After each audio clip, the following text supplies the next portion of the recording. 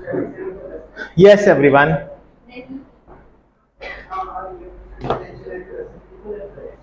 आज डेट कितनी है भाई? 9 नहीं है बेटा, आज 9/8/2023 है. Yes everyone, so we will start today our new chapter.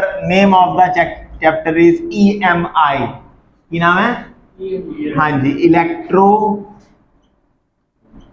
Magnetic induction. अच्छा, इंडक्शन की होती है. What do you mean by induction?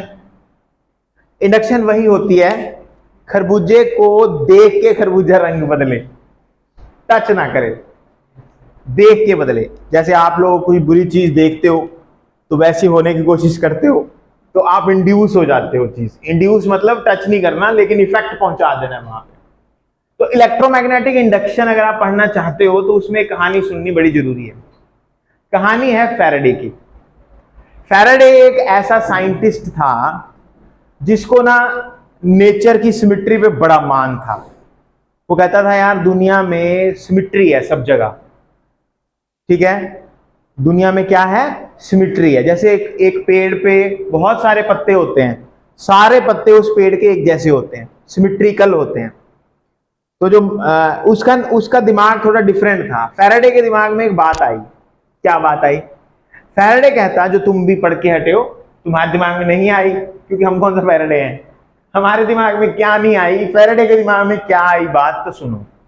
Faraday कहता कि हमने एक वायर में से करंट पास किया. इस वायर में से करंट पास करने के बाद इस वायर के आसपास एक फील्ड आता है जिस फील्ड का नाम है मैग्नेटिक फील्ड. मानते हो बात? ठीक है मौर्य. क्या कहता फैराडे कि जब भी आप किसी वायर से करंट पास करते हो तो करंट से आपने क्या बना दिया? मैग्नेटिक फील्ड बना दिया. कि करंट किसने पास करा होता है? करंट किसी सेल ने पास करा होगा. तभी सेल के पास क्या होती है? सेल के पास ईएमएफ होती है. ईएमएफ का नाम क्या होता है? Electromotive force, basically potential difference, work done by the cell, वो सारी बातें. वर्क मतलब एनर्जी. कौन सी एनर्जी है इसके पास? इलेक्ट्रिकल एनर्जी है. इलेक्ट्रिकल एनर्जी से मैग्नेटिक फील्ड की एनर्जी बनाई है. मैग्नेटिक फील्ड की एनर्जी आपने बना ली. ठीक है, किसकी हेल्प से बनाई है? करंट से बनाई है. तो फैराडे कहता कि तुम्हारे पास अगर वोल्टेज है, वोल्टेज मतलब पोटेंशियल डिफरेंस, और या करंट भी कह सकते हो क्योंकि जहां पोटेंशियल डिफरेंस होता है अगर सर्किट कंप्लीट हो तो करंट भी पास हो जाता है सर्किट में. ठीक है ना. ये अगर कहता तुम्हारे पास करंट है, वोल्टेज है, पोटेंशियल डिफरेंस है, तो इनकी हेल्प से मंजोत तुमने मैग्नेटिक फील्ड बना लिया बेटा. बना लिया. मैग्नेटिक फील्ड भी तुमने बना लिया. किसकी हेल्प से बनाया? करंट पास करके, पोटेंशियल डिफरेंस रख के, ये तुमने इनकी हेल्प से मैग्नेटिक फील्ड बना लिया. कहता अगर करंट से मैग्नेटिक फील्ड बनाया जा सकता है ना, तो इस दुनिया में कोई ना कोई मेथड ऐसा जरूर होगा कि मैग्नेटिक फील्ड से क्या बनाया जा सके? करंट बनाया जा सके. है ना शानदार सोचा उसने. तुम्हें मजा नहीं आया सुन के? आया. क्या मौर्य क्या किया इसने? फैराडे ने मैग्नेटिक फील्ड से क्या बनाने की कोशिश की है? करंट. अगर फैराडे ये ना सोचता तो ना जनरेटर बनते, ना हम इतनी कूलिंग में बैठे हैं यहाँ पे ये हो पाती. इतना हमारी जो आज की जनरेशन है ना वो इतना बढ़िया रह रही है. हम लोग राजा महाराजाओं से करोड़ों गुना बढ़िया हैं. सर क्या बात कर रहे हो आप? हमें तो घर पे कोई नहीं पूछता. राजा महाराजाओं नहीं बेटा, तुम राजा महाराजाओं से बहुत बढ़िया रह रहे हो. तूने घर से आना होता है गाड़ी में आता है बढ़िया अपनी. राजा ने एक जगह से दूसरी जगह पे जाना होता था ना, हाथी पे बैठ के जाता था. हाथी पे बैठ के देख पिछवाड़ा दुखने लग जाएगा. देखना 1 किलोमीटर नहीं जाया जाता, 200 किलोमीटर हाथियों में बैठ के जाते थे राजा एक जगह से दूसरी जगह. हम कंफर्टेबल कार्स में जाते हैं. हमारे घरों पे पंखे, एसी, कूलर सब कुछ है. माइक्रोवेव है, ठंडा करने के लिए फ्रिज है, सब कुछ है हमारे पास. क्यों है? क्योंकि हमने सबसे बड़ी चीज बनाई है कि मैग्नेटिज्म से क्या बना ली हमने? इलेक्ट्रिसिटी बना ली. फैराडे लॉ जो आप इस इंडक्शन में पढ़ने जा रहे हो, ये फैराडे लॉ अगर ना होते तो इलेक्ट्रिसिटी इतनी सस्ती ना होती, इतनी बढ़िया, इतनी लार्ज अमाउंट में हम पैदा ना कर पाते। तो ये साइंटिस्ट की सोच थी जिसने पैदा कर दिया, क्या पैदा कर दिया, करंट पैदा कर दिया। किसकी हेल्प से पैदा कर दिया? मैग्नेटिज्म की हेल्प से, मैग्नेटिक फील्ड से करंट बना दिया। इस सोच के साथ फैराडे 6 इयर्स तक फाइट करता रहा, एक्सपेरिमेंट करता रहा डिफरेंट, लेकिन बिल्कुल वो बना नहीं पाया, मैग्नेटिक फील्ड से करंट को वो अचीव नहीं कर पाया। आफ्टर 6 इयर्स उसने एक एक्सपेरिमेंट किया, गलती से हो गया मतलब समझ लो, ठीक है, जिससे उसने मैग्नेटिक फील्ड से क्या बना दिया? करंट बना दिया। कैसे हुआ एक्सपेरिमेंट? तो मेरे को जैसे मेरे सर ने बताया, मैं तुम्हें बता देता हूं, मेरे को ऐसे सही सच नहीं लगता ये। कह रहे फैराडे जब एक्सपेरिमेंट कर रहा था तो वो मतलब क्योंकि 6 इयर्स निकल चुके थे तो वो काफी ज्यादा मतलब फ्रस्ट्रेट हो चुका था। तो उसने क्या किया, मैग्नेट को भगा के मारा, ऐसे कुछ नहीं हो रहा। तो मैग्नेट जो है ना कोई कॉइल के बीच में से निकल के गई। जब वो कॉइल के बीच में से निकल के गई, उस कॉइल के साथ गैल्वेनोमीटर लगा हुआ था। बस गैल्वेनोमीटर क्या करता है?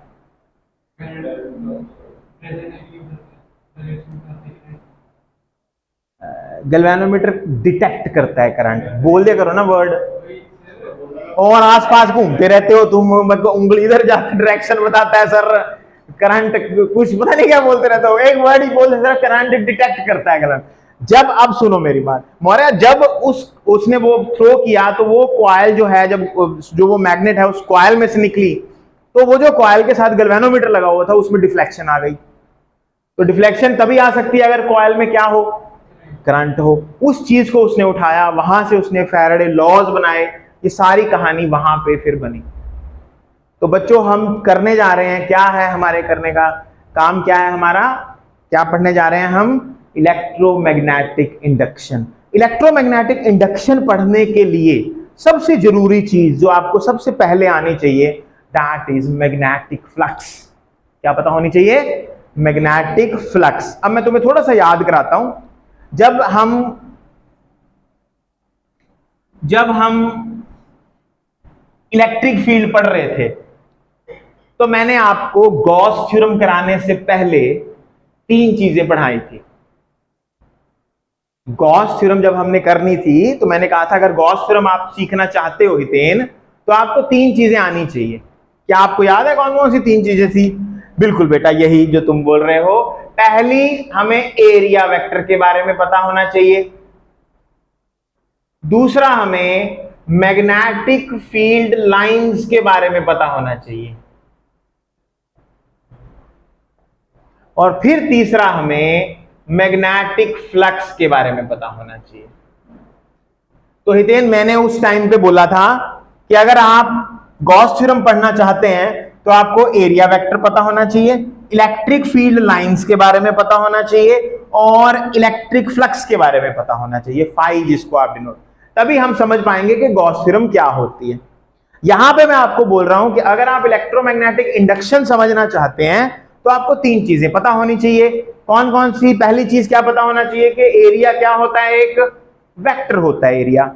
एरिया को कैसे वेक्टर पढ़ते हैं कि एरिया कभी भी, जैसे ये एरिया ले रहे हो आप, इसके ऊपर एरिया वेक्टर ऐसे होगा, या तो ऊपर को होगा एरिया वेक्टर का मतलब वेक्टर जो है, या फिर एरिया वेक्टर किस तरफ ले सकते हो आप? नीचे ले सकते हो। वो हम सर्कमस्टांसेस देखेंगे, ऊपर को कब लेना है, नीचे को कब लेना है। मैग्नेटिक मूवमेंट वगैरह पता ही है तुम्हें, लास्ट में किया था। इधर को करंट, अगर करंट ऐसे जा रहा हो तो मैग्नेटिक मूवमेंट ऊपर लेते हैं तो एरिया वेक्टर भी ऊपर ले लेते हैं, अगर करंट ऐसे जाता है तो एरिया वेक्टर नीचे ले लेते हैं, डिपेंडिंग ऑन करंट हम कर लेते हैं। फिर अगर एरिया ऐसे है, एरिया वेक्टर इस तरह से है, अगर करंट ऐसे जा रहा है एरिया वेक्टर में, तो इधर को घुमाएंगे तो एरिया वेक्टर इस तरफ आ जाएगा। मतलब एरिया वेक्टर सरफेस के क्या होता है? हमेशा परपेंडिकुलर। एरिया वेक्टर सरफेस के क्या होता है? तो ये हमें पता होना चाहिए। बस ज्यादा इसके बारे में हमें पढ़ा ही हुआ है हमने, ज्यादा काफी बार एरिया वेक्टर आया हुआ है हमारे। दूसरे पास बात आती है हमारी मैग्नेटिक फील्ड लाइंस। ये क्या होती है मैग्नेटिक फील्ड लाइंस? इनको हमने 9th 10th में ड्रॉ किया था। तो पहले ये कैसे ड्रॉ करते हैं? ये हमारे पास एक नॉर्थ पोल है, एक साउथ पोल है। मेरे पास एक कंपास नीडल ले लो। मान लो मैं इस नॉर्थ पोल और साउथ पोल बार मैग्नेट का मैग्नेटिक फील्ड विजुअलाइज करना चाहता हूं कि कैसा होता है इसका मैग्नेटिक फील्ड। तो मैग्नेटिक फील्ड को पिक्टोरियली विजुअलाइज करने के लिए हमें जो लाइंस की हेल्प लेते हैं, उन लाइंस को क्या बोलते हैं हम? मैग्नेटिक फील्ड लाइंस के प्रभकिरत ये देखना हो बेटा कि कैसा दिखता है मैग्नेटिक फील्ड। जैसे कल मैंने अर्थ मैग्नेटिक फील्ड आपको दिखाया था, ऐसे लाइनें इधर से इधर जा रही हैं, ठीक है। देखो कल मैंने एक बात तुम्हें बताना भूल गया, सुन लो। कल हमने पढ़ा था कि ये हमारा अर्थ मैग्नेटिज्म होता है, इस तरह से यहाँ अर्थ में मैग्नेट होती है, इधर से लाइनें निकल के इधर जा रही हैं, इधर से इधर जा रही हैं, ऐसे लाइंस निकल के जा रही है, याद है ना? ऐसे बताया था मैंने आप लोग। पर हर्षिता जब हमने अर्थ का मैग्नेटिक फील्ड विजुअलाइज किया तो ऐसे था बेटा, ठीक है, अभी ऐसे समझ आ रहा है। पर जब हमने देखा मेजरमेंट की अर्थ के मैग्नेटिक फील्ड की तो वो ऐसा आ रहा है, एक तरफ को बढ़ा हुआ। ये क्या हो गया? अभी एक तरफ को इस तरफ जा रहा है मैग्नेटिक फील्ड, ऐसा क्यों है? इसका कारण ये होता है बेटा, अर्थ सन से ना कॉस्मिक रेज आ रही हैं। कौन सी रेज? कॉस्मिक रेज का मैग्नेटिक फील्ड होता है, वो अर्थ के मैग्नेटिक फील्ड के साथ इंटरफियर करता है, जिसके कारण ये इस तरह का मैग्नेटिक फील्ड। तुमने वो देखा है नॉर्दर्न लाइट्स, ऑरेरा बोरेलिस है ना, उनका सुना है नॉर्दर्न लाइट्स? वो इसीलिए होते हैं, कॉस्मिक रेज जब हमारे एटमॉस्फेयर में आती है ना तो वो कलर इमिट करती हैं वो रेज, तो हमें पूरी रात में हमें क्या दिखता है? कलरफुल स्काई दिखती है, ठीक है। तो ये पोल्स पे ज्यादा नजर आता है, हमें पोल्स के ऊपर ज्यादा नजर आते हैं। तो ये वैसे तुम्हें इंफॉर्मेशन दे रहा हूं मैं, हाँ जी। तो बेटा मैं अब आपको क्या कह रहा था कि what are magnetic field lines? Magnetic field lines are pictorial representation of magnetic field of any entity which you want to calculate, या देखना चाहते हो आप। तो ये है हमारे पास एक बार मैग्नेट। मंजोत हम क्या करते हैं बेटा, हम एक कंपास नीडल लेते हैं, उसको यहां रख लेते हैं कंपास नीडल, उसका एक इस तरह से एक तरफ नॉर्थ होता है, एक तरफ साउथ होता है, उसके वो डॉट लगा लेते हैं वहां पे। फिर इस कंपास नीडल को जहां डॉट रखा होता है फिर वहां रख देते हैं, फिर वो ऐसे टेढ़ी सी हो जाती है। इस तरह से हम डॉट लगाते जाते हैं और कंपास नीडल से ऐसे कर्व्स बनाते जाते हैं। ये जो कर्व्स बन रहे हैं बेटा, ये कर्व्स मैग्नेटिक फील्ड को रिप्रेजेंट करते हैं, ठीक है। तो ये मैग्नेटिक फील्ड लाइंस होती हैं। What are magnetic field lines? Magnetic field lines represent the pictorial representation of magnetic field of any device और एनीथिंग, ठीक है। इनका और क्या मतलब है? इसका और मतलब ये है कि अगर तुम यहां पे अकेला नॉर्थ पोल रख दोगे, क्या रख दोगे? अकेला नॉर्थ पोल रख दोगे तो ये इस तरफ जाएगा, अगर यहां रख दोगे तो इधर जाएगा, यहां रख दोगे तो इधर जाएगा। ये इसका ये भी मतलब है। दूसरा मतलब, जैसे एक पॉइंट चार्ज रखते थे आप इलेक्ट्रिक फील्ड में, तो पॉइंट चार्ज टेंजेंशियली जाता था, तो ये डायरेक्शन ऑफ मैग्नेटिक फील्ड आ गई। if I want to calculate the direction of magnetic field, I want to see the direction of magnetic field, just draw the tangent at this line, उस point पे tangent draw कर दो तो magnetic. जहां लाइनें ज्यादा होंगी बेटा वहां मैग्नेटिक फील्ड ज्यादा होगा, जहां लाइनें खुल रही हैं दूर जा रहे हैं तो इतना एरिया अगर तुम यहां ड्रॉ करोगे तो यहाँ एक आधी लाइन ही जाएगी, तो इसमें मैग्नेटिक फील्ड कम है। वही जो आपने इलेक्ट्रिक फील्ड लाइंस में पढ़ा था, सेम ये है magnetic field. Electric field lines भी आपस में क्रॉस नहीं कर सकती, मैग्नेटिक फील्ड लाइंस भी क्रॉस नहीं कर सकती। इलेक्ट्रिक फील्ड लाइंस और मैग्नेटिक फील्ड लाइंस में एक बहुत बड़ा फर्क है।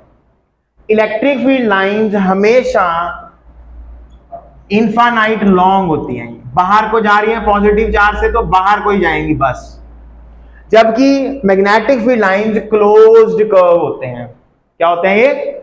Closed curve. पता है क्या बता रहे हैं ये क्लोज्ड कर्व? क्या बता रहे हैं? क्लोज्ड कर्व ये बता रहे हैं कि जहां कहीं नॉर्थ पोल है उसके साथ कौन सा पोल होगा? साउथ होगा। अगर लाइनें निकल रही हैं तो लाइनें एंटर भी करेंगी पक्का। समझ आ गई बात? जहां कहीं नॉर्थ पोल है वहां पे कौन सा पोल मिलेगा आपको? साथ साउथ पोल मिलेगा। एक मैं आपको छोटी सी बात बताता हूं, अगर आपको पूछे what is Gauss theorem in magnetism, तो इसका आंसर होता है B dot ds is equal to 0। This is Gauss theorem in magnetism. Hiten, इसका पता है क्या मतलब है बेटा? इस इक्वेशन का क्या मतलब है? इसका मतलब है अगर आप फ्लक्स कैलकुलेट करना चाहते हैं, B dot ds is basically flux. अगर आप फ्लक्स कैलकुलेट, जैसे E dot ds electric flux होती है, B dot ds magnetic flux है, number of magnetic field lines passing through a surface normally.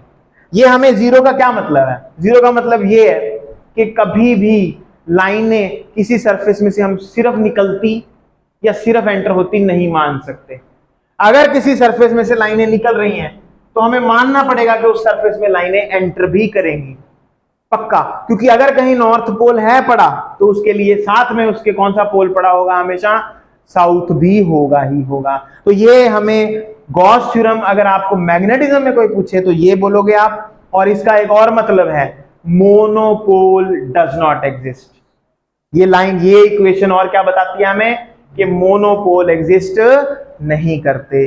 मैं हर्षिता तुझे याद कराता हूं, एक ना मैंने क्वेश्चन आपको पूछा था कि आपके पास एक इस तरह से क्यूब है, उस क्यूब के अंदर बेटा डाइपोल पड़ा हुआ है, इलेक्ट्रिक डाइपोल। इस क्यूब में से इलेक्ट्रिक फ्लक्स बताओ। इलेक्ट्रिक फ्लक्स का फॉर्मूला क्या होता है? Q inside divide by epsilon naught E dot ds is equal to Gauss theorem कहते हैं। अब अगर मनजोत हम अंदर चार्ज कैलकुलेट करें इस सरफेस के, तो जितना पॉजिटिव है बेटा उतना ही नेगेटिव है, तो अंदर चार्ज जीरो हो गया, तो इंटीग्रेशन E डॉट ds की वैल्यू क्या आ गई बच्चे? जीरो आ गई बेटा।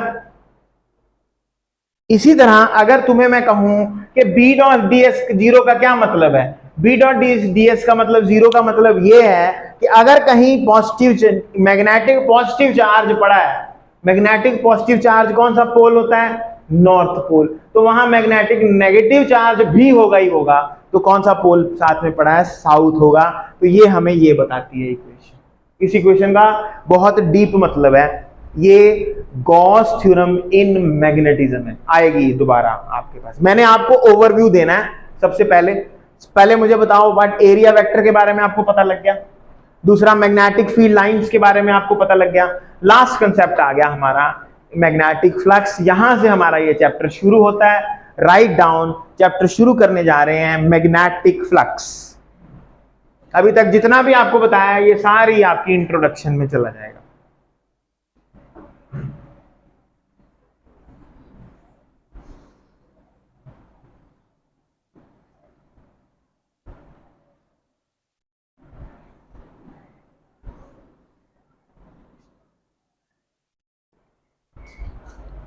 यस, मैग्नेटिक फ्लक्स लिखो। Magnetic flux through any surface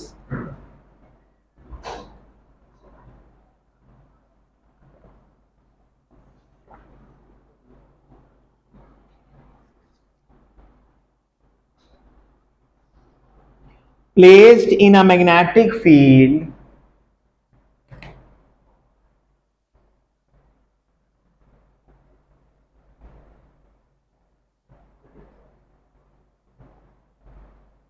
magnetic flux through any surface placed in a magnetic field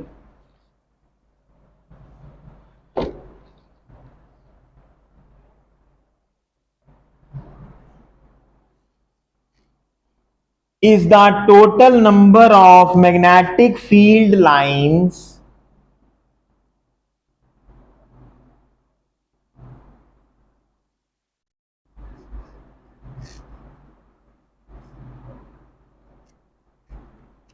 passing through that surface normally, passing through that surface normally।